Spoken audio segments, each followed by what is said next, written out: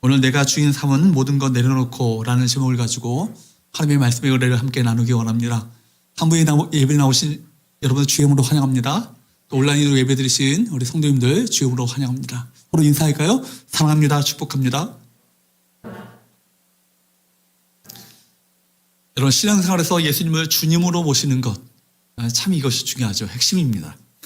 주님으로 인정하고 주님으로 모시고 살아가는 것이 신앙생활의 핵심입니다. 그래서 우리 주제권, 로드십이 참 중요하죠. 바로 이 말은, 주제권이라는 말은 주인으로서 행사할 수 있는 권리를 말합니다. 예수님은 만물의 주가 되시기 때문에 그의 지배를 받지 않는 영역은 이 세상에 한 곳도 없습니다. 무엇보다 예수님을 마음에 주님으로 모시고 살아가는 자들은 한시도 주님 없이 생활할 수 없는 것입니다. 그리고 어느 한 가지라도 그가 모르게 처리할 수 없습니다. 그렇다면 잘못 생각하면 부담스러울 수 있지만 사실 이것만큼 우리에게 평안과 안정감을 주는 것은 없어요. 주님이 우리 인생을 주님으로 모시고 또 우리 주님으로 살아가게 될 때 주님께서 우리 인생을 책임져 주시지 않겠어요? 그렇죠? 우리가 맹인이나 다름없는 정말 장님이나 다름없는 우리 모두가 인생 핸들을 잡고 우왕좌왕하는 이보다는 전능하신 주님께 우리 인생의 핸들을 맡겨드리고 그분께서 친히 우리 인생을 운행해 나가시도록 의지하며 의탁하며 주 인도함을 받는 것 자체가 이것이 최고의 안전이요 평안함인 것입니다. 뿐만 아니라 그분께서 과거에 우리 삶 가운데 어떤 일을 행하셨는지를 안다면 그분께서 우리 가운데 베푸신 사랑과 은혜, 긍휼, 자비 이것이 얼마나 이것이 크고 위대한지를 안다면 마땅히 기꺼이 그분을 주님으로 모시고 살아간다는 것은 순종하며 살아간다는 것은 이것은 큰 특권이요 축복이요 은혜인 것입니다. 장차 우리가 주님으로 섬기고 살아가는 자들에게 놀라운 반전이 일어나죠. 그죠? 천국에서 우리 깜짝 놀랄 것입니다. 이 땅 가운데 주님 때문에 어려움을 겪고 시련을 당하고 고난과 역경 가운데 있었던 이들 때로는 주님 때문에 박해를 당하고 비웃음 조롱을 당하고 비천함을 당한 그 이들이 천국에서 놀라운 반전 드라마가 일어날 거예요. 높임받고 주님께로부터 베드로전서 말씀처럼 칭찬과 존귀와 영광을 얻게 될 것입니다. 믿으십니까? 이 주의 약속을 믿고 살아간다면 이 땅 가운데 주님을 모시고 살아간다는 것 자체가 이것이 주님으로 모시고 살아간다는 것 자체가 이것이 특권이에요. 이것이 은혜입니다. 특권인 것입니다. 사랑하는 여러분, 그러므로 이 바로 주께서 약속하신 것을 기억하셔야 합니다. 주님 때문에 낮아지고 주님 때문에 때로는 고난당하고 주님 때문에 때로는 어려움을 겪는 것 이것이 오히려 축복임을 기억하셔야 합니다. 여러분 노크라운이라는 말이 있잖아요. 십자가 없이 멸관이 없다. 그죠? 주님 때문에 십자가를 당하는 것은요. 장차 천국에서의 영광의 멸관을 쓰게 된다는 것을 약속 가운데 주께서 약속하셨습니다. 이것을 믿고 살아가는 자들에게는 그렇기 때문에 주님 때문에 당하는 어려움들은요. 억울할 게 없죠. 우리 감사해야 하는 것입니다. 찬양해야 하는 것입니다. 때로는 내가 내 자존심이 뭉개지고 멸시를 당하고 조롱을 당해도 괜찮은 거예요. 그죠? 기뻐해야 되는 것입니다. 왜냐하면 천국에서 어마어마한 상이 그에게 기다리고 있기 때문입니다. 사랑하는 여러분, 우리 믿음으로 살아가는 저와 여러분 되시기를 축복합니다. 여기가 아니라 저기에서 우리 진정한 받을 상을 기대하며 살아야 되지 않겠어요? 여러분, 오늘 말씀을 통해서 주님께서 언급하신 그리스도인들이 지녀야 될 삶의 자세가 과연 무엇인가? 과연 신앙의 핵심이 과연 무엇인가를 말씀 가운데 기억하면서 지금 우리 믿음으로 살아가는 저와 여러분 되시기를 주님으로 축복합니다. 세 가지를 말씀드리기 원하는데요. 첫 번째, 따라할까 예수님을 주인 삼으라. 예수님을 주인 삼으라는 것입니다. 예수께서 지금 성전에서 가르치실 때의 일이죠. 예수께서 가르치는 가운데 누가 질문을 던진 것입니다. 그에 대해서 바로 주께서 대답하시는 내용이 우리 본문 가운데 나타나고 있습니다. 35절, 36절 말씀을 볼까요? 읽어보도록 합니다. 시작. 예수께서 성전에서 가르치실 때 대답하여 이르시되 어찌하여 서기관들이 그리스도를 다윗의 자손이라 하느냐. 다윗이 성령에 감동되어 친히 말하되 주께서 내 주께 이르시되 내가 내 원수를 내 발에 둘 때까지 내 우편에 앉았으라 하셨도다 하였느니라. 사람들이 아마 주님 앞에 질문 던졌던 것 같아요. 왜 서기관들이 바로 그리스도를 구약 성경에 예언했던 메시아를 그리스도를 다윗의 자손이라고 부릅니까? 라고 질문하는 어떤 그런 그 질문에 대해서 주께서 대답하십니다. 바로 다윗은 친히 그리스도를 내 주, 즉 다윗의 자손, 바로 그로 오실 그 주님을 바로 내 주님이라고 불렀다고 그렇게 친히 말씀하시는 거예요. 여러분 사실 그리스도는 다윗의 자손이죠. 예수께서 제기하시는 문제는 그 사실 자체가 아닙니다.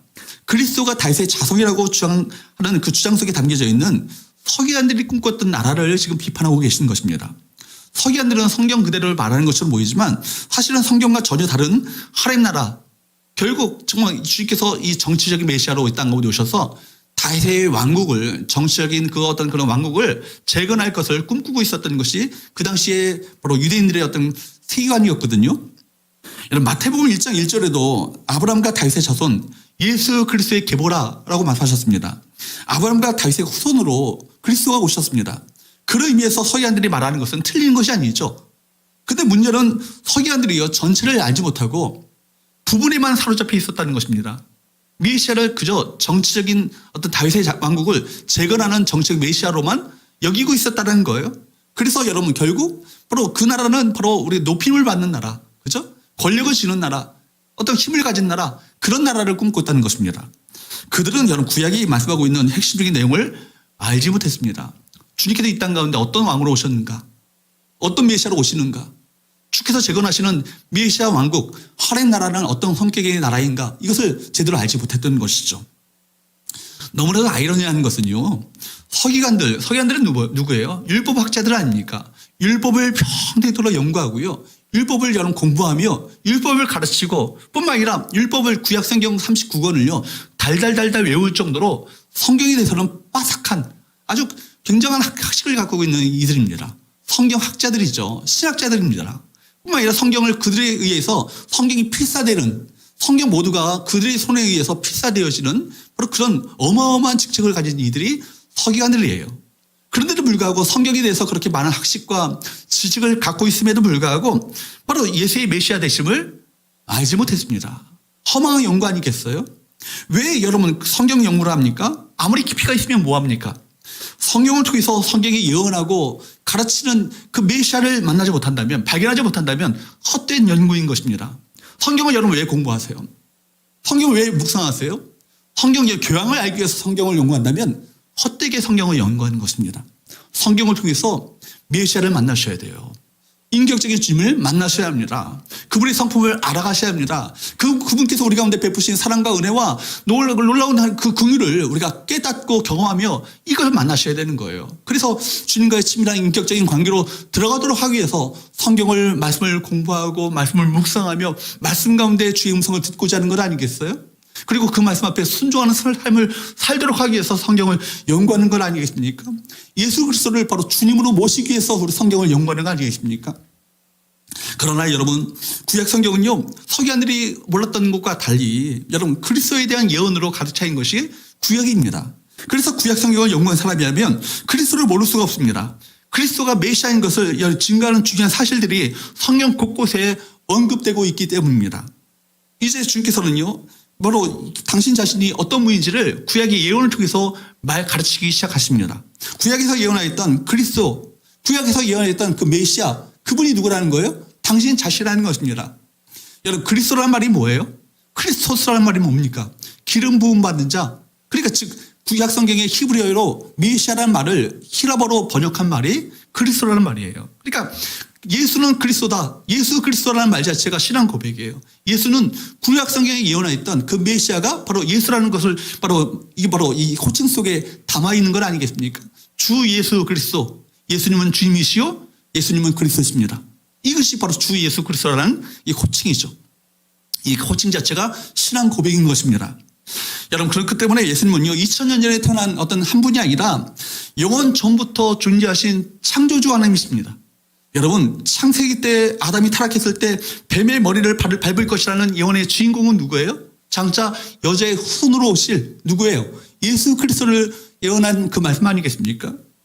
인간이 타락한 직후부터 구약성경 곳곳마다 이미 그리스도에 대한 예언이 기록되어 있습니다. 무엇보다도 예수님은 다윗이 메시아에 대한 예언을 했다고 예수께서 말씀하십니다. 오늘 36절 말씀을 다시 한번 읽어보도록 할까요? 시작. 다윗이 성령에 감동되어 친히 말하되 주께서 내 주께 이르시되 내가 내 원수를 내 발에 둘 때까지 내 우편에 앉았으라 하셨도다 하였느니라. 이 시편 110편 1절 말씀을 인용하신 말씀이죠. 주께서 내 주께 이르시되 이렇게 하니까 좀 무슨 말인가 싶은데 바로 그 구약 성경에 다윗이 바로 내 주님이라고, 내 주라고 고백했던, 칭했던 그분이 누구라는 거예요? 예수 그리스도라는 것입니다. 그렇기 때문에 시편 110편 1절 말씀을 한번 직접 찾아보도록 할까요? 인용하시는 이 말씀을 읽어보도록 합니다. 시작. 여호와께서 내 주에게 말씀하시기를 내가 내 원수들로 내 발판이 되게 하기까지 너는 내 오른편에 앉아있으라 하셨도다. 그러니까 여호와 하나님께서 내 주, 다시 말하고 있는 내 주는 누구예요? 예수님이시죠. 그렇죠? 내 주님께 말씀하시기를 바로 내가 내 원수들로 내 발판이 되기까지 너는 내 보좌 우편에 앉아있으라. 하나님께서, 하나님 아버지께서 성자 하나님께 말씀하시는 거예요. 여러분, 다윗의 시편이죠. 다윗이 뭐라고 이 시를 시작하고 있다고요? 여호와께서 내 주께 말씀하시기를, 내 주님께 말씀하시기를. 그러니까 여러분, 다윗이 말하고 있는 내 주는 장차 이 세상에 오실 그리스도이십니다. 즉 예수 그리스도시죠. 다윗이 바로 다윗 자체가 온 세상을 통치하는 그때 그 당시에 다윗 왕국의 왕이었지만 바로 다윗은 뭐라고 고백합니까? 그리스도를 자신의 왕으로, 자신의 주님으로 고백하고 있다는 사실입니다. 다윗이 그리스도를 향해서 주님이라고 칭했다면 우리 또한 우리 그리스도를 주라 칭하는 것은 지극히 당연하지 않겠어요? 우리가 예수님을 그리스도인 동시에 주인으로, 주님으로 믿어야 합니다. 예수님만을 우리 유일한 주인으로 모시고 살아가야 합니다. 예수님을 주 예수 그리스도로 믿는다면 여러분 우리가 그분의 말씀 앞에 엎드려 그 말씀 앞에 귀 기울이며 순종하며 살아가는 것은 마땅한 것입니다. 말과 혀로만이 아니라 사랑과 진실함으로, 행함과 진실함으로 그분의 말씀에 순종하시는 저와 여러분 되시기를 주님으로 축복합니다. 예수님이 주님이시고 우리 그분의 종인 거예요. 주님께서 말씀하셨다면, 주께서 말씀하셨다면 그 말씀대로 순종하며 살아가는 것, 이것이 우리 모두의 바로 반드시 삶의 자세인 것입니다. 두 번째로 함께 나누기 원하는 것은, 따라할까요? 나를 높이지 말고 낮은 자리로 내려가라. 여러분, 예수께서는 지금 서기관들의 교만한 태도를 주의하라고 말씀하십니다. 계속해서 이어서 말씀하시기를 서기관의 이야기를 얘기하는 거예요. 서기관들은 앞달나게 종교 지도자들을 대표하는 그룹입니다. 백성들로부터 추앙받았죠. 하나님의 말씀을 연구하는 자들이니까 얼마나 그 사람들로부터 존경받고 그들의 어떤 명예는요 대단했습니다. 그리고 하나님의 말씀을 친히 연구할 뿐만 아니라 하나님의 말씀을 직접 필사하는 자들이니까 아무나 그 성경 말씀을 적을 수 있는 것이 아니에요. 그들의 어떤 특권이에요. 그러니까 여러분 말씀을 다루는 자들이니까 얼마나 사람들로부터 존경과 추앙을 받았겠습니까? 그런데 여러분 주께서 그들을 향해서 경고하시는 말씀입니다. 뭐라고 말씀하십니까? 38절 39절 말씀을 보도록 할까요? 시작. 예수께서 가르치실 때 이르시되 긴 옷을 입고 다니는 것과 시장에서 문안받는 것과 회당의 높은 자리와 잔치의 윗자리를 원하는 서기관들을 삼가라. 그 당시 서기관들의 복장이 어땠냐면 세마포로 된 통옷을 입고 다닙니다. 그리고 그 위에다가 긴 가운을 덧입는 거예요. 땅에까지 끌리는 긴 가운. 이런 옷을 요처럼 왜 입고 다닐까요? 다른 사람들과 나는 구별된 사람이라는 거예요. 거룩한 사람이라는 것이죠. 하나님의 말씀을 내가 필사하고 연구하고 이 말씀을 바로 내가 다루는 이들이니까 너희들과는 내가 차원이 다른 거룩한 사람이라는 것을, 구별된 사람이라는 것을 과시하기 위해서 그렇게 옷을 구별되게 입고 다녔습니다. 여러분, 그러니까 여러분 사람들은요 그런 옷을 입고 다니는 사람들을 성스럽고 경건하고 정말 거룩한 사람으로 여겼죠. 나는 너희들과 달리 영적 권위가 있다. 이 표시를 뭐로? 의복을 통해서, 긴 옷을 통해서 입고 다니다는 것입니다. 이것을 우리가 주목해 봐야 되죠. 우리 예수님께서 일반 백성들과 구별된 옷을 입으셨습니까? 그렇지 않죠. 주님께서 똑같이 우리가 똑같은 옷을 입고 다니셨어요. 그럼에도 불구하고 주님께서는 내면의 영적인 권위가 그에게 있었습니다. 기독교 역사에서도요, 성지자들과 일반 백성들과 구별되어지는 특별한 복장이 처음부터 있었던 것은 아니에요. 초대교회 때도 일반 사도들과 일반 백성들은 똑같은 옷을 입었어요. 근데 초대교회는 물론이거니와 콘스탄틴 대제 밀라노 칙령 313년에 그 이전까지는요, 교회에서 성지자들과 평신도들과의 복장의 차이는 전혀 없었습니다.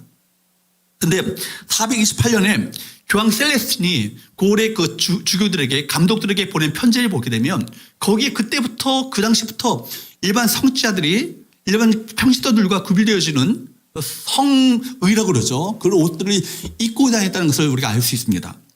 특징적인 복장을 입는 것에 대해서 질책한 내용이 있는 것을 보게 되면 그때부터 이미 성자들 중에 특별한 복장을 입는 경향이 유행하고 있었다는 겁니다.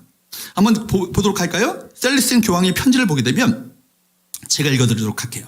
우리 즉 말하면 감독이나 성직자가 일반 백성들과 구별되어지는 것은 어떤 특별한 복장이 아니라 복장의 의사가 아니라 우리 배움, 우리 행위 그리고 마음의 정결함 등으로 이해서입니다.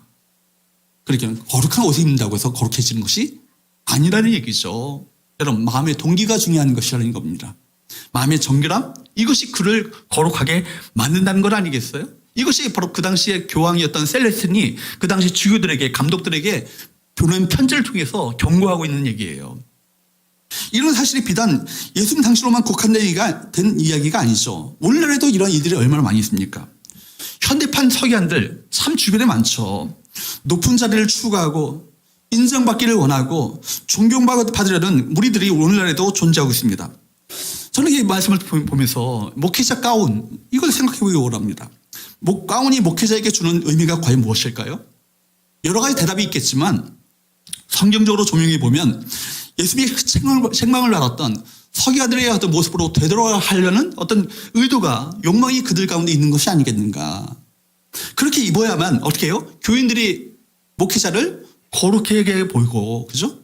거룩하게 보고 존경한다는 생각 때문에 그런 가운을 입는 것입니다.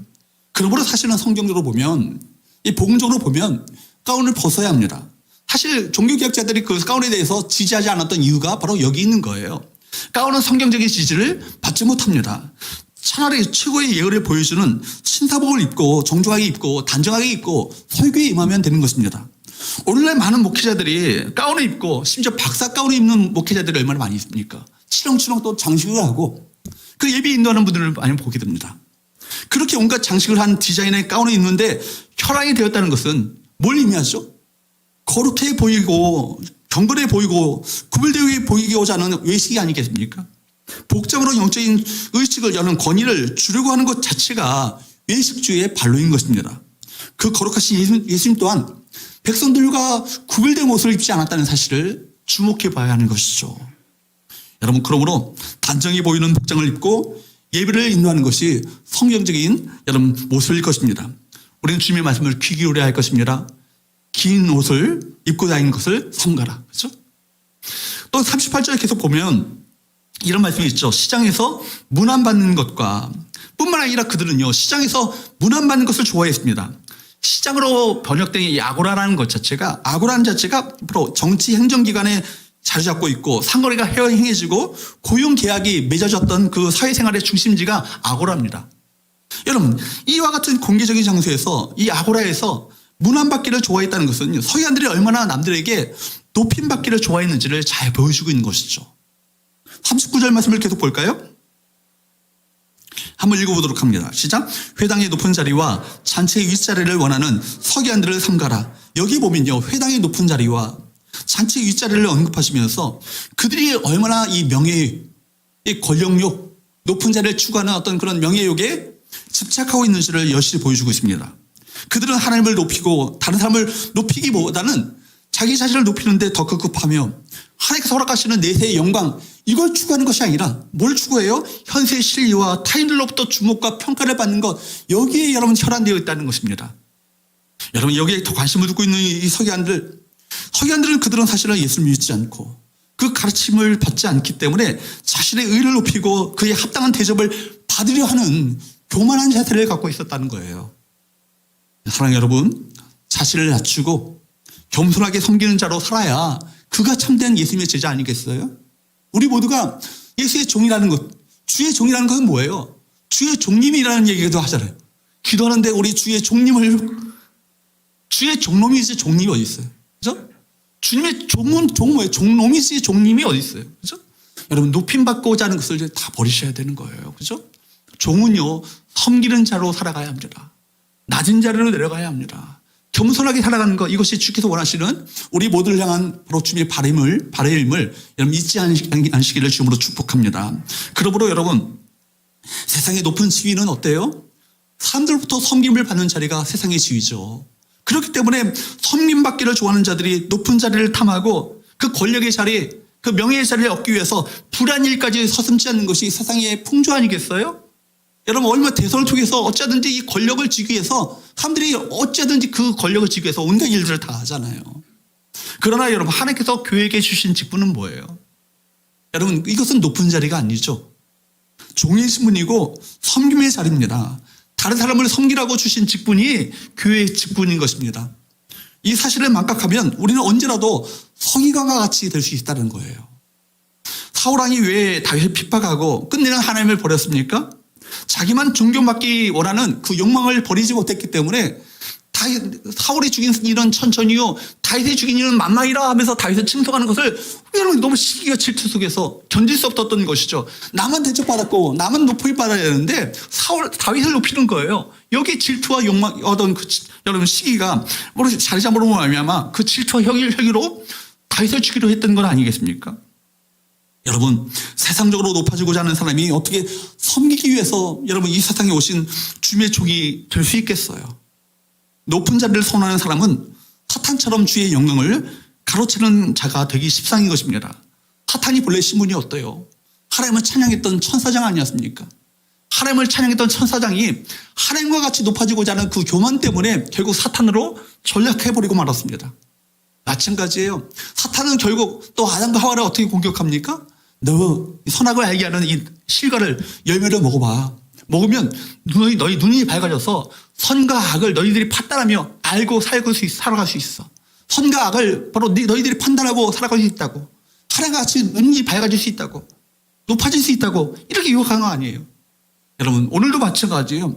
사탄은요 우리 모두에게 높아지고자 하는 그 마음을 통해서 역사합니다.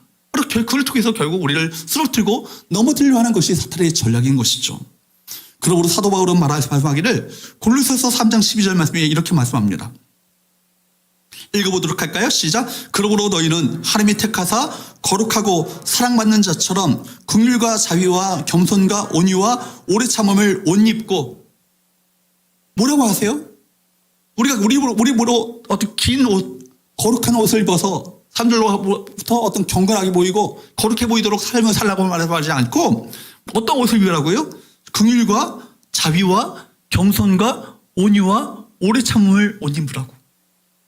근데 그 앞에 보니까 하나님의 택하사 거룩하고 사랑받는 자처럼 이런 말이 나와요. 이 얘기는 뭐냐면 사람들로부터 인정받기보다는 누구로부터? 하나님께로부터 인정받고 하나님께로부터 사랑받으면 된다는 거예요. 이것이 우리 삶의 진정한 바로 삶의 근본적인 어떤 그 지지대가 되어야 한다는 거예요. 여러분 삶 가운데 여러분 사람들로부터 사람들이 나를 알아주고 나를 인정해주고 나를 사랑해주면 이것이 이거에 몸매면서 살아간다면 그 인생은 불행할 거예요. 인정받고 사랑받는다면 그 인생이 참 자존감이 거기 높아지겠지만 그렇지 못하면 그대로 떨어지는 건 아니겠어요? 그러나 여러분 하나님께로부터 택함받고 여러분 거룩하고 사랑받는 이것이 우리 삶의 진정한 자존감의 그 근간이 되어진다면 사람들이 나를 알아주지 않는다 할지라도 하나님께서 나를 인정해 주시고 알아주면 이것이 감사한 건 아니겠어요? 이거면 되는 거 아니겠어요? 결국 이 세상 가운데 주님 때문에 때론 멸시와 조롱과 핍박을 당하고 박해를 당한다 할지라도 주님께서 나를 높여주신다는 사실을 안다면 여러분 이것을 기꺼이 그 길을 걸어갈 수 있지 않겠어요? 다시 한번 봅니다. 읽어보도록 할까요? 시작. 그러므로 너희는 하나님이 택하사 거룩하고 사랑받는 자처럼 긍휼과 자비와 겸손과 온유와 오래 참음을 옷 입고 여러분 긍휼, 자비, 겸손, 오래 참음, 온유, 오래 참음 어떻게 보면 어떻게 이렇게 비굴하게 살아가? 그럴 수 있는 삶이잖아요. 그렇죠? 긍휼, 자비, 겸손, 온유, 오래 참음 낮아지는 자리 아니겠어요? 근데 어떻게 기꺼이 낮아지는 자리로 내려갈 수 있겠어요? 주님의 사랑을 받으면 되는 거예요. 그죠? 주님께서 날 알아주시면 되는 거예요. 주님께서 날 기억하시면 되는 거예요. 결국 낮아질 때 누가 높여주셔요? 하나님이 높여주신다. 이 사실을 알기 때문에 그 겸손과 긍휼과 자비와 겸손과 온유와 오래 참음을 옷 입을 수 있는 것입니다. 어떤 옷을 입으라고요? 처음에 긍휼, 그 다음에 어떤 옷을요? 자비, 그 다음에 어떤 옷을요? 겸손, 그 다음에 어떤 옷이요? 온유, 그 다음에 오래 참음. 사랑하는 여러분, 그러므로 우리 성도들이 입어야 될 옷은요, 경건해 보이는 옷이 아니에요. 거룩해 보이는 긴 가운이 아니라고요. 긍휼, 자비, 겸손, 온유, 오래 참음, 이것이 진짜 거룩을 나타내 보여주는 영적인 옷 아니겠습니까? 이 옷은 자기 과시, 자기 욕심, 자기 주장과는 거리가 먼 옷이죠. 사랑하는 여러분, 긍휼과 자비와 겸손과 온유와 오래 참음으로 그 옷으로 옷 입으시고 나는 죽고 예수님께서 주인 되시는 삶을 살아가시는 저와 여러분 되시기를 주님으로 축복합니다. 그리고 교회 중간 직분을 맡은 성도들은 자기를 높이려는 그런 마음을 경계하셔야 되는 거예요. 여러분, 주님께서 하늘 영광의 보좌를 버리시고 이 땅에 종의 신분으로 오신 것을 생각해 보기 바랍니다. 본의 포목사님이 얘기했잖아요. 그리스도의 시작과 끝은 말구유에서 시작하여서 십자가로 끝난다. 이 사실을 기억하셔야 되는 거예요. 우리 주님께서 어디로 시작하셨어요? 말구유로 시작하셔서 십자가로 끝났다는 것은 평생토록 낮은 자리로 살아가셨다는 얘기예요. 우리 주님께서 낮은 자리를 기꺼이 그 길을 걸어가셨다는 겁니다. 여러분, 심지어 더 말구유뿐만 아니라 여러분, 한 어린 소녀의 자궁의 한 세포로 온 세상을 창조하신 창조주 아니세요? 그죠? 온 세상의 왕이 아니십니까? 그분께서 한 어린 소녀의 정말 비천한 그 어린 소녀의 그 자궁의 세포로 오셨다는 것 자체가 사실은 이것이 얼마나 낮은 자리로 내려오신 사건이겠습니까? 화려한 궁정이 아니라 냄새나는 말구유에 마구간에 말구유가 뭐예요? 말 염통 아닙니까? 냄새나는 축사에 그 말 염통에 누이셨던 그 그리스도를 생각하셔야 되는 거예요. 계속해서 주께서 말씀하시기를 나는 대접받는 자가 아니라 섬기는 자로 너희 중에 있다. 바로 이 땅 가운데 천국에서 높임 받으려면, 높은 자가 되려면 너희가 낮은 자가 되어야 한다. 이 사실을 계속해서 말씀하시잖아요. 그리고 심지어 십자가에 죽기까지 낮아지셨습니다. 그럼에도 불구하고 우리가 복음서를 계속해서 보게 되면 제자들이 뭘 갖고 싸워요? 누가 큰 자인가? 그죠? 누가 큰 자인가? 누가 주님께서 진정 이제 메시아가 되셔서 다윗의 왕국을 재건하시게 되면 누가 영의정이 되어지고 좌의정이 되어지고 우의정이 될 것인가? 누가 지금 권력의 핵심 관리가 될 것인가? 그죠? 예핵관, 그죠? 예수님의 핵심 관리가 될 것인가? 이거 갖고 여러분 싸웠던 것이 바로 제자들의 어떤 그 싸움 아니겠어요? 이것이 한 번이 아니에요. 한두 번이 아니고 반복되어서 싸우고 있는 것을 보게 됩니다. 똑같은 논쟁이 반복되죠. 그렇게 높아지고자 하는 그 마음이 그 제자들의 마음을 사로잡고 있었던 것입니다. 그러므로 여러분, 우리 모두가 사도 바울의 고백을 귀담아 들으셔야 돼요. 고린도전서 9장 27절 말씀에 보면 이런 말씀이 있어요.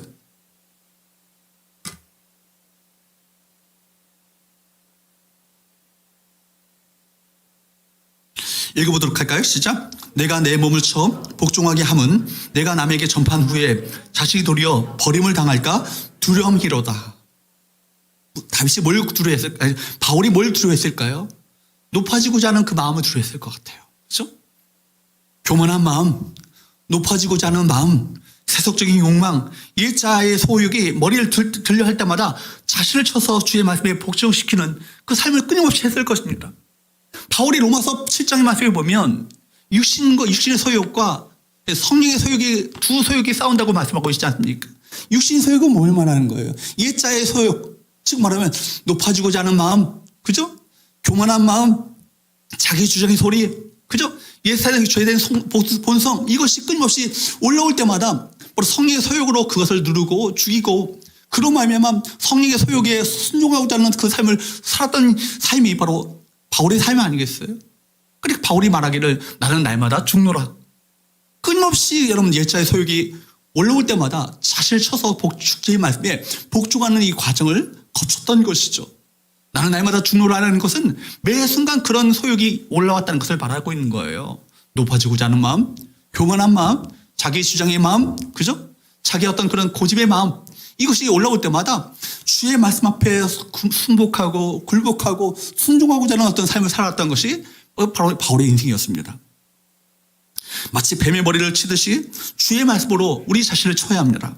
이렇게 자신의 욕망을 하나님 앞에서 쳐서 복종시키는 성도들, 그리고 직분자들이 주의 몸된 교회에서 결국 칭찬과 존경을 받게 될 것이고, 장차 하는 나라에서 하나님께로부터 진정으로 높임받게 되시는 귀한 역사가 있게 될 줄로 믿습니다. 여러분, 사람들로부터 높임받기보다는 여러분 주님께서 높여주시는 그 은혜를 우리가 누려야 되지 않겠어요? 베드로전서 말씀처럼 칭찬과 존귀와 영광이 주어지게 될 거예요. 할렐루야. 여러분 그걸 꿈꾸고 여러분 더 낮아지는 자리로 내려가시는 저와 여러분 되시기를 주님으로 축복합니다. 세 번째, 따랄까요? 자신을 주인 삼은 자의 최후를 명심하라. 자신을 주인 삼은 자의 최후를 명심하라는 것입니다. 결국 내 자신이 주인 되어서 살아갈 때 그 삶의 어떤 삶의 종국이 어떤 것인가, 최후가 어떤 것인가, 이걸 주께서 오늘 말씀 가운데 경고하고 계시거든요. 여러분 자신의 권세를 위해서 살아가는 서기관들의 악행을 폭로하시면서 그들에게 어떤 심판이 주어질 것인가 말씀하시죠. 40절 말씀을 볼까요? 시작. 그들은 과부의 가산을 삼키며 외식으로 길게 기도하는 자니 그 받는 판결이 더욱 중하리라 하시니라. 그들은요 더 많이 가지기 위해서 불쌍한 과부의 가산조차도 탐냈던 이들이 서기관들이었어요. 서기관들은요 그 당시에 사회적으로 특별한 대우를 더불어서 재물을 원했거든요.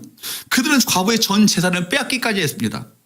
여러분 그 당시 기록에 의하면 남편의 유언에 의해서 과부에게 남겨진 재산은요 누구에게 위탁됐냐면 서기관들에게 위탁되었어요. 서기관들에게 맡겨져서 관리를 했습니다. 그런데 그 서기관들이 그 재산을 관리하다가 빼앗기도 했다는 것입니다. 그들은 사람들에게 잘 보이려고 길거리에서 오래 기도하기도 했는데 이것은 과부들에게 저 사람은 정말 경건한 사람이고 경건한 서기관이고 저 서기관에게 내 재산을 맡긴다면, 남편의 재산을 맡긴다면 이거 더 잘 관리할 수 있겠지라는 마음을 가지고 그렇게 그들의 재산을 그들에게 위탁하는 일들이 벌어졌다는 것입니다. 그러니까 그 동기가 뭐예요? 그 과부의 재산을 더 내게 맡기기 위해서, 그런 탐하는 마음을 위해서 여러분 결국 탐욕을 위해서 길게 기도하는 외식적인 모습들을 보여줬다는 것입니다. 얼마나 외식적이고 위선적인 종교인의 모습이겠습니까? 주님께서 그들의 실체와 그들의 수원 동기를 꿰뚫어 보시고 결국 그들의 최후가 어떤 것인가를 경고하고 계시죠. 특히 오늘 40절 하반절의 말씀에 보면 뭐라고 말씀하십니까? 그 받는 판결이 더욱 중하리라. 오늘날 현대 용어로 말하면 뭐예요? 가중 처벌된다는 얘기예요. 가중 심판이 주어진다는 얘기입니다. 그러니까 중심을 꿰뚫어 보시는 하나님께서 서기관과 같은 자들을요 엄중히 더 처벌하실 것이다, 심판하실 것이다, 이렇게 말씀하십니다. 여러분 저와 여러분들 이 말씀을 중하게 받으셔야 합니다. 예수님을 주님으로 섬긴다는 것을 뭘 말하죠?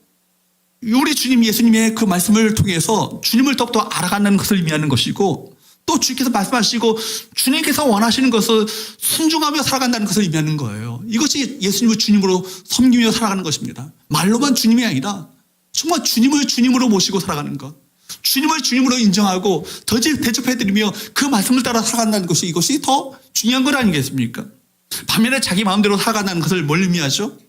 자기 정욕대로 악하게 살아간다는 것을 말하는 거예요. 내 마음대로, 내 멋대로, 내가 욕망하는 대로 살겠다는 것입니다.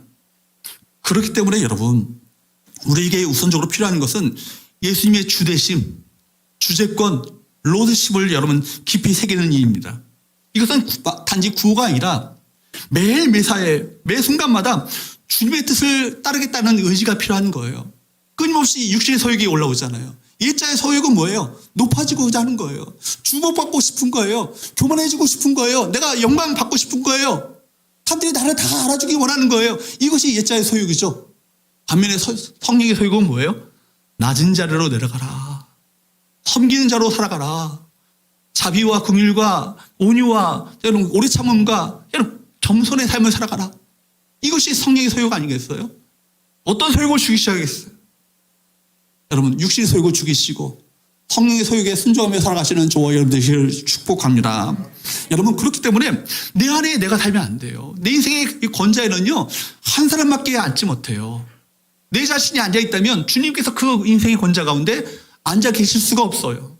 그렇기 때문에 내 인생의 권자 가운데 내가 내려오셔야 합니다. 그리고 그 권자에 누가 앉으셔야 합니까? 우리 주님이 그 인생의 권자 가운데 앉으셔야 되는 것이죠. 여러분 그러므로 갈라디아서 2장 20절 말씀은요 정말 몇 번이고 반복하고 항상 들어도 여러분 과하지 않아요. 이 말씀을 항상 새기며 살아가셔야 합니다. 갈라디아서 2장 20절 말씀을 보도록 할까요? 시작. 내가 그리스도와 함께 십자가에 못 박혔나니 그런즉 이제는 내가 사는 것이 아니요 오직 내 안에 그리스도께서 사시는 것이라. 이제 내가 육체 가운데 사는 것은 나를 사랑하사 나를 위하여 자기 자신을 버리신 하나님의 아들을 믿는 믿음 안에서 사는 것이라. 어떻게 시작되어요? 내가 그리스도와 함께 십자가에 못 박혔나니. 나 혼자 죽으라는 얘기가 아니에요. 누구와 함께? 그리스도와 함께. 그리스도와 함께 죽으라는 것입니다.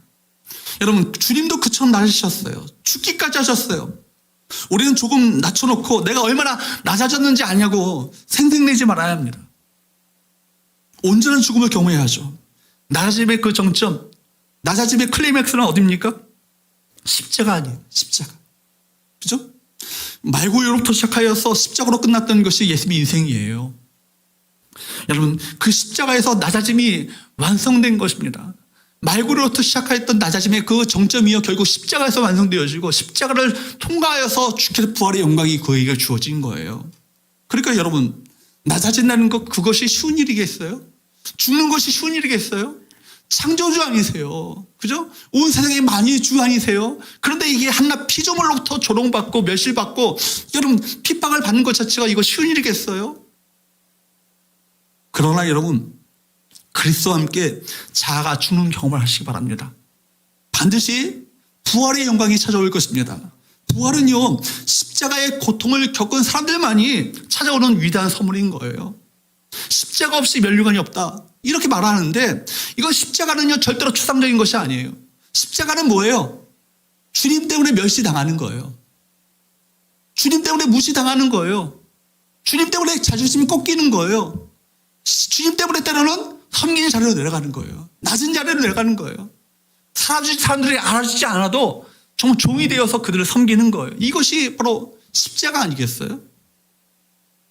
여러분, 낮아짐, 겸손, 아까 말씀드렸던 것처럼 여러분 바로 겸손과 온유와 오래 참음, 이것이 십자가 아니겠어요? 그러므로 낮아짐은 영광으로 가기 위해서 반드시 거쳐가야 되는 코스예요. 길목이에요. 여러분, 주님과 함께 낮아지고 주님과 함께 죽어질 때 우리 부활의 영광이 그때 찾아오는 것입니다. 어떻게 죽지 않고 부활이 있겠어요? 부활이라는 것은 죽음을 전제로 하는 건 아니겠어요? 사랑하는 여러분, 진정한 능력은 그러므로 우리 그리스도인들에게서 진정한 능력은 낮아짐을 통해서 온다는 것을 여러분 기억하시기를 축복합니다. 이 세상 가운데 교회가 사람들로부터 정말 인정받고 사람들로부터 그 소금과 빛의 역할을 감당하는 것은 교회가 세상을 섬기는 어떤 자세를 보여줄 때 교회의 영광이 거기에 있는 거예요.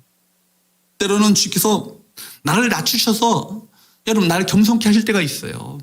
낮아지지 않으면 주께서 나를 낮추실 때가 있다는 얘기예요. 사업의 실패, 건강의 문제, 삶의 여러 가지 시련과 환란, 그런 것들 속에서 우리를 연약하고 겸손하게 만드실 때 그것을 거부하지 마세요. 그 낮아짐의 상태를 받아들이고 겸손하게 살 것을 결단하면 반드시 하나님께서 그를 끌어올리셔서 영광스럽게 만들어 주실 줄로 믿습니다. 여러분, 우선은 아프죠. 고통스럽죠. 그러나 그것은 영광의 자리로 하나님의 능력의 통로로 사용하시기 위한 하나님의 손길임을 잊지 마시고 그때 도리어 감사하셔야 되는 거예요. 하나님, 날 정말 영광스럽게 만드시기 위해서 이 낮아짐의 이 고통의 과정을 통과케 하시는구나.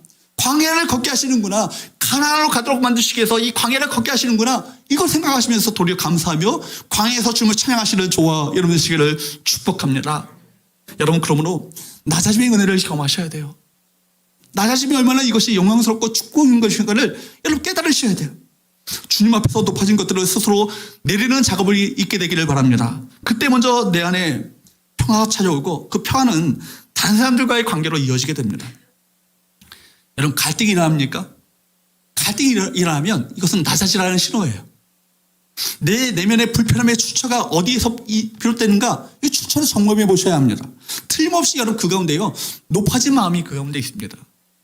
내가 낮아지면 신기하게도 내 안에 갈등이 사라져요. 낮아졌다고 여겨졌는데 여전히 내 안에 갈등이 있고 분노가 있다면 더 낮아지라는 사인인 거예요. 얼마나 더 낮아져야 합니까? 기준은 누구까지요? 그리스도처럼. 누구처럼요? 그리스도처럼. 그리스도와 같이 낮아지면 되는 것입니다. 그리스도가 얼마만큼 낮아지셨어요? 십자가 아니에요, 십자가. 상대의 교만이 내 눈에 들어온다면 아직 내가 교만한 거예요. 그죠?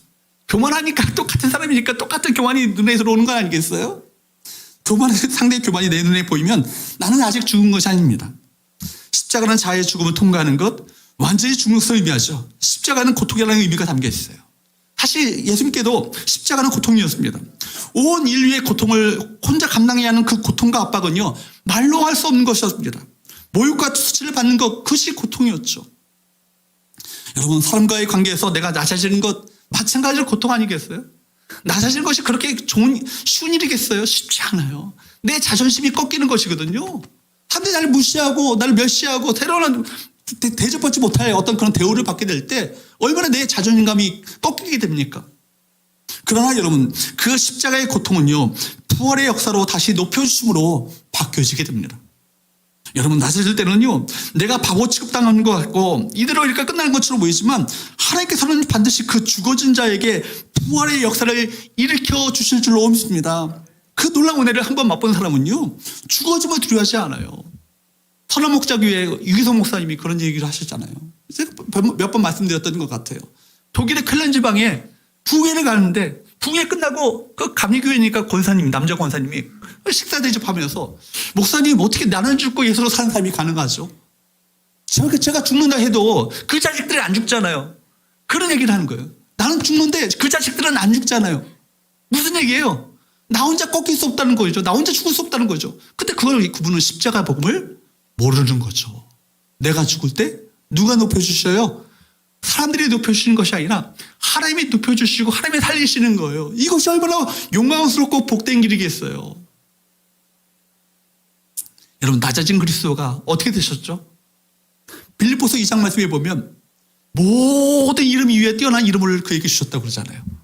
모든 만물이 그 발 앞에 여러분 굴복하고 순복하게 되었다고 말하잖아요. 여러분, 사람들은요, 내가 낮아질 때 내가 없어진다고 생각합니다. 그럼 낮아지면 사람들이 더 날 무시할 거라고 생각합니다. 두려워하지 마세요. 여러분, 마음 놓고 낮아지시기 바랍니다. 그러면 우리 주님께서 높아지신 것처럼 누가 책임져 주세요? 하나님이 책임져 주십니다. 주님이 책임지시면 아무도 낮출 수 없는 것입니다. 내가 높아지려고 한다고 해서 높아지는 것이 아니에요.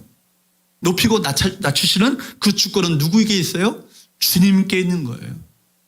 사랑하는 여러분, 우리 주님의 모습과 또 주께서 오늘 말씀하시는 이 말씀을 통해서 우리에게 말씀하시는 메시지가 거의 무엇입니까? 낮아진 사람만이 어떻게 될 수 있다? 높아질 수 있다는 거예요. 십자가를 통한 사람만이 부활의 능력, 부활의 영광을 경험할 수 있다. 우리가 무실당하고 억울함을 당하고 비난받고 낮아져도 두려워하지 마시고 언제나 그리스도의 십자가의 도를 붙잡고 낮아진 자의 삶의 모습을 유지한다면 하나님께서 결국 나를 존귀하게 여기시고 나를 결국 내 삶을 가장 영광스럽게 만들어 주실 것이다. 이 믿음이요, 우리 모든 성도들 그 10년 가운데 쑥 들어올 수 있기를 축복합니다. 여러분, 그래야 여러분 그 정말 낮아진 자리로 기꺼이 내려갈 수 있지 않겠어요? 주님의 제자의 삶을 기꺼이 살아갈 수 있지 않겠어요? 여러분, 절대 안 죽어요. 안 죽으려고 하니까 죽는 거예요. 여러분, 낮아짐에 대한 두려움을 버리시기를 바랍니다. 무시당하는 것에 대해서 억울해하지 마세요. 오른뺨을 치시면 왼뺨 돌려대세요. 호늘을 볼 수 있으면 최대한 보십시오. 모든 결과를 누가 결국 책임지시겠습니까? 하나님께서 책임지시는 거예요. 모든 결과를 주 앞에 맡겨드리는 거예요. 여러분, 내가 심판하려고 하지 마십시오. 오랜 일 당하셨어요? 내가 보복하려고 하지 마십시오. 다시 자신을 끊임없이 죽이려 하고 괴롭혔던 사울에 대해서 손을 대지 않은 것은요, 여러분, 심판의 칼을 누구에게 맡기신 거예요? 하나님께 맡긴 거예요. 그러면 우리가 할 일은 뭐예요? 당하고 손해보고 모욕하는 거예요. 누가 처리하시는 거예요? 하나님이 처리하십니다. 믿으세요? 하나님은 공의 하나님이세요. 반드시 하나님께서 공의 가운데 처리하십니다. 그거 맡겨드리면 내 심령 가운데 자유함이 와요. 내 마음 가운데 평안이 온다고요.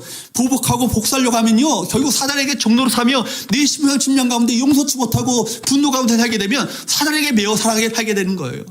결박당하고 속박당하고 살게 되는 거예요.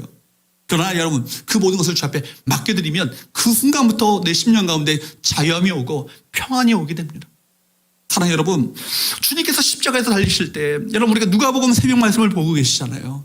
십자가에서 못 박히실 때 심지어 자기를 모욕하는 자들을, 여러분, 그들을 맞대응하지 않으셨어요.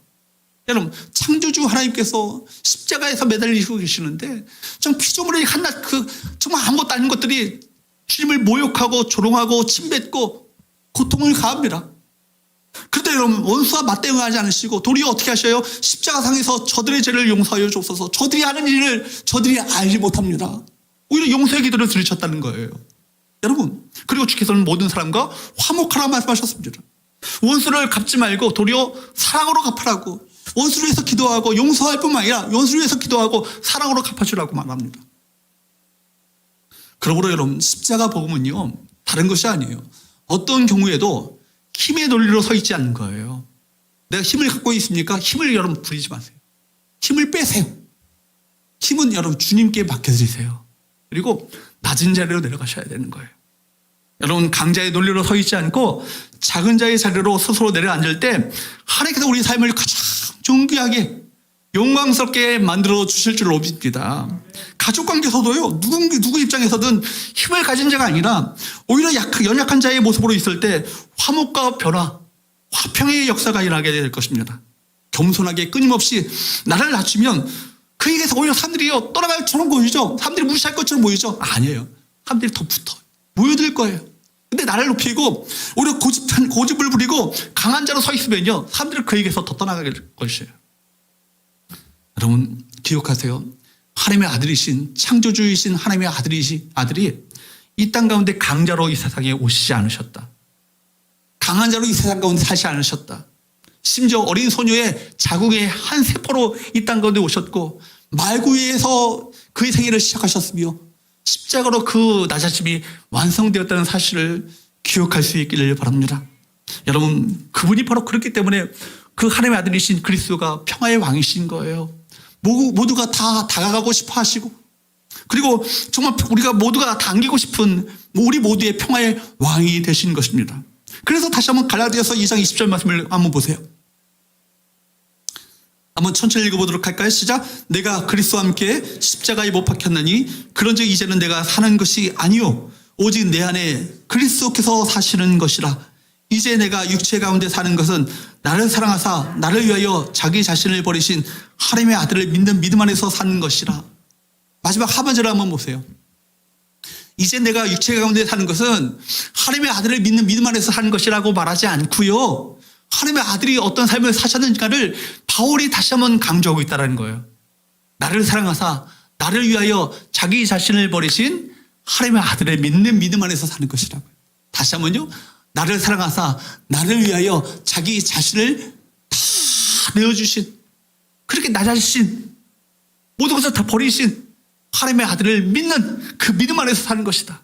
그 믿음이 어떤 믿음일까요? 그렇게 낮아졌을 때 높여주셨던 하나님의 역사를 우리가 믿는 것 아니겠어요? 정말 낮아졌을 때 주께서 참으로 존귀하게 여기시는 하나님의 그 놀라운 역사를 믿는 것 아니겠어요? 그렇습니다. 우리 모두가 하나님의 아들이신 그분을 본받아서 우리 자신을 버리고 정말 주님을 믿는 믿음을 붙잡아야 될 것이고 그 믿음 안에서 살아가는 우리 모든 성교의 우리 성도들 될 수 있기를 축복합니다. 여러분, 자신을 주인 삼은 자의 탐욕은요 끝이 없습니다. 연약한 자의 재산까지도 빼앗아버리는 잔인한 괴물이 될 수 있어요. 저는 안 그럴 것 같아요. 말씀 전하는 김인태 목사는 안 그러겠지. 저도 넉넉히 있으면요 그렇게 됩니다. 괴물 됩니다. 여러분 안 그럴 것 같죠? 아, 목사님 저는요 절대 그럴 일 없어요. 안 그럴 것 같은데요 그렇지 않아요. 우리 자신이 얼마나 대단하다고 생각하세요? 자연스레 외식하고 교만한 서기관의 그 옛된 모습이 죄된 본성이 우리 모두에게 다 있어요. 높아지고 하고 교만하고 사람들 위해 군림하고 여러분 힘을 발휘하고 싶은 그 욕망을 우리 모두가 다 갖고 살고 있다고요. 힘을 빼셔야 돼요. 낮아지셔야 돼요. 섬기셔야 돼요. 종의 모습으로 살아가는 것, 이것이 참된 그리스도인의 능력인 것입니다. 왜냐하면 그때 주님께서 그를 존귀하게 모시고 그를 높여주시는 그대를 베풀어 주시거든요. 내가 죽지 않고 주인 되는 삶은 자연스럽게 외식하고 교만한 서기관의 삶을 살 수 있다는 사실을 여러분 기억하시기 바랍니다. 여러분 이렇게 과거의 가상까지도 합치면서도 외식으로 길게 기도하는 자가 될 수 있다는 거예요. 얼마든지 거룩해 보이는 삶을 살 수 있다는 거예요. 그러나 여러분 사람은 속일 수 있어도 우리 주님은 속일 수 없습니다. 마음의 중심까지도 꿰뚫어 보시는 주님을 속일 수 없어요. 그리고 중심을 꿰뚫어 보시는 하나님께서 서기관과 같은 자들을 더 중하게 심판하신다. 이 말씀을 여러분 귀담아 들으셔야 합니다. 그러므로 우리는 정신 차리고 깨어 있어야 되는 거예요. 혹시라도 더 많은 은혜를 받고 여러분 더 큰 사명을 가진 분이 계십니까? 그런 분들에게 더 큰 심판이 올 수 있으니까 더 조심해야 합니다. 이 말씀을 보면서 누굴 보게 될까요? 말씀을 전하는 김인태 목사가 더 중한 심판을 받을 수 있잖아요. 그죠? 여러분 앞에 거룩하게 그럴듯하게 말씀을 전하는 제가 더 중한 심판을 받을 수 있잖아요. 그러니까 제가 더 정신을 차리고 섬기는 자리로 내려가야 되고, 우리 그 장로님들 마찬가지고, 우리 권사님들 마찬가지고, 안수사님들 마찬가지고, 우리 직분 맡은 모든 자들이 마찬가지예요. 더 정신 차리고 끼어서 낮은 자리로 내려가시고 종의 모습으로 살아가시고 겸손하게 섬기는 자로 살아가시는 저와 여러분 되시기를 주님으로 축복합니다. 그러므로 자신의 연약함을 인정해야 돼요. 우리 모두가 다 연약함을 인정하시고 주의 재림이 가까울수록 더욱 힘써 서로를 견책하며 권면하는 삶을 사셔야 합니다. 그때 우리가 도적같이 임할 그날을 두려움이 아니라 감사함으로 우리가 맞이할 수 있지 않겠어요? 말씀을 맺겠습니다. 사랑하는 여러분, 예수님을 주인 삼아 살아가는 자들은요 절대로 자신을 높이지 않아요. 주인의 자리에는 오직 누구만 앉아 계셔야 합니까? 예수님만 앉아 계셔야 합니다. 누구만이 영광 받으셔야 돼요? 예수님만이 영광 받으셔야 돼요. 누구만이 높임 받으셔야 돼요? 예수님만이 높임 받으셔야 돼요. 그 앞에 다 우리 모두가 다 종이 되어서 서로를 섬기고 서로 낮아지며 서로를 정말 사랑으로 보듬어주고 감싸주고 용서하며 하나 되어지는 하나님의 역사를 우리 감당해 나가는 저와 여러분 되시기를 주님으로 축복합니다. 내가 주인 삼은 모든 것 내려놓고 주 예수 그리스도를 높이며 살아가시는 저와 여러분 되시기를 주님으로 축복합니다.